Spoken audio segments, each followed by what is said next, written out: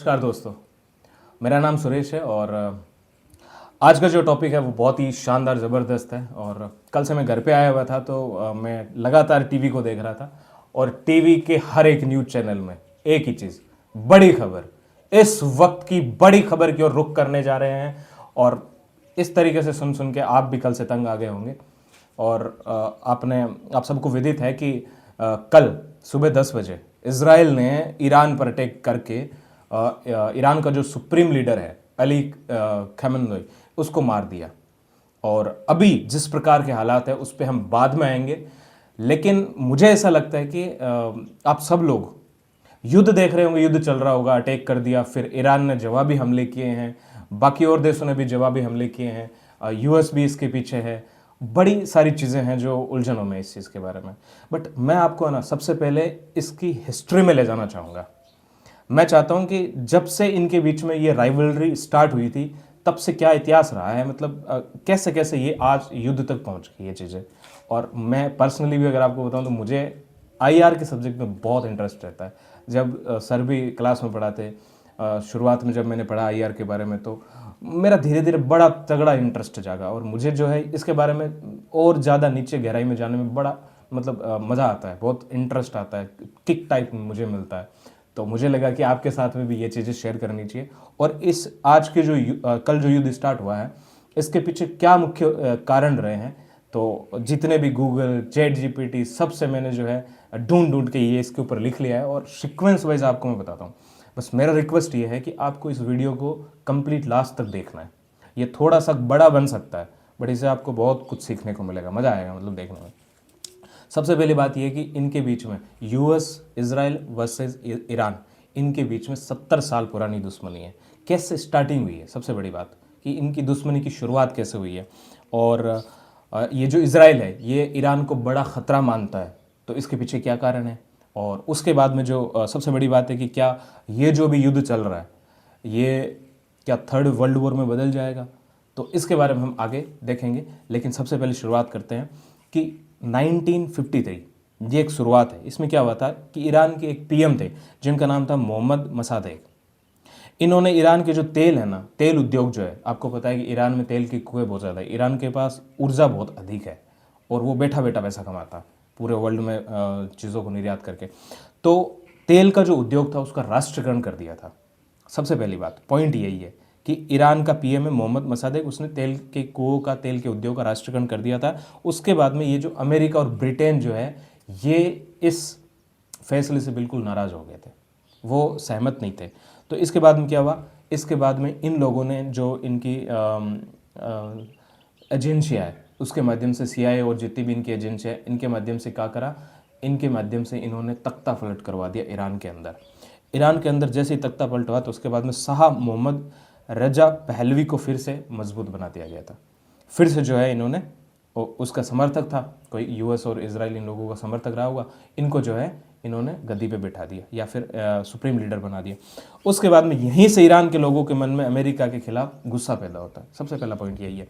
उसके बाद में 1979, अब इसको ध्यान से समझना है, इस टाइम क्या होता है, इस्लामिक क्रांति हो जाती है। ये टर्निंग पॉइंट रहता है एक्चुअली। अब 1979 में ईरान में क्रांति हुई। अब इस क्रांति के दौरान शाह को हटा दिया गया, जो पीछे बैठाया था उसको हटा दिया गया। रूहोल्ला खेमिनी के नेतृत्व में इस्लामी सरकार बनी। अब रूहोल्ला खेमिनी ये एक वहाँ का सुप्रीम लीडर बना और इसके नेतृत्व में इस्लाम की सरकार बन गई। अमेरिका व इजराइल ने ईरान को खुला दुश्मन घोषित कर दिया। अब अमेरिका और अब क्योंकि क्रांति हुई उसके बाद में किसके खिलाफ हुई, क्रांति उसके खिलाफ हुई कि अमेरिका और इन लोगों ने जो जो अपने समर्थक बिठाया था उसके खिलाफ क्रांति हुई थी। और उसके बाद इन्होंने तख्ता पलट करके और उसके बाद में इसको बिठा दिया था। तो इसको बिठाने के बाद में अमेरिका और इजराइल जो है ईरान को खुला दुश्मन मानता है। उसी साल क्या हुआ, अमेरिकी दूतावास पर कब्जा करके 52 लोगों को वहाँ पे बंधक बना लिया गया था जो अमेरिका के थे और यहीं से खुली दुश्मनी की शुरुआत हुई। अब इसराइल से टकराव की शुरुआत की बात करते हैं कि इसराइल से टकराव कब हुआ इनका। तो ईरान ने इसराइल को देश मानने से इनकार कर दिया था, ये सबसे पहली बात है। उसे लेबनान के संगठन हिजबुल्लाह को समर्थन देना शुरू कर दिया। अब देश मानने से इनकार कर दिया और उसके बाद में जो हिजबुल्लाह, जो अभी आपने सुना होगा अक्टूबर 23 में हिजबुल्लाह ने हमास के साथ मिलकर और वो अटैक किया था इसराइल पे, तो वही वो आतंकी संगठन उसको ईरान ने जो है समर्थन देना स्टार्ट कर दिया था। देन नेक्स्ट बात ये है कि अब इसराइल को लगा कि ईरान उसके अस्तित्व के लिए बिल्कुल बहुत बड़ा खतरा बन गया है ना।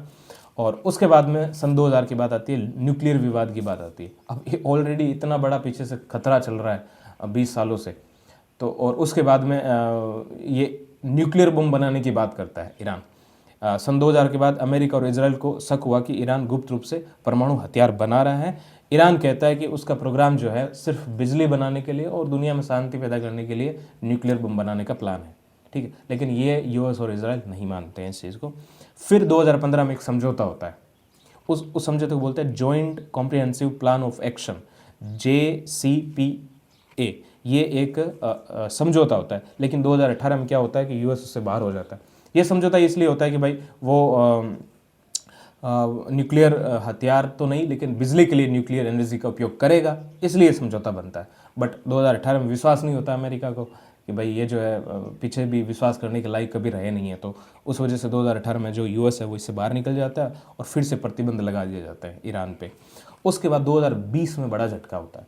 2020 में क्या होता है कि 2020 में अमेरिका ने ईरान के बड़े जनरल कासिम सोलेमनी को ड्रोन हमले में मार दिया था।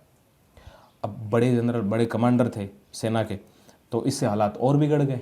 अब इससे जैसे हालात बिगड़े, उसके बाद में कल आप सबको पता है कि कल 28 फरवरी, यस्टरडे 28 फरवरी 2026 को इजराइल ने यूएस के सहयोग से बड़ी एयर स्ट्राइक करके और जो सुप्रीम लीडर है ईरान का उसको मार दिया गया, अली खamenei को मार दिया गया।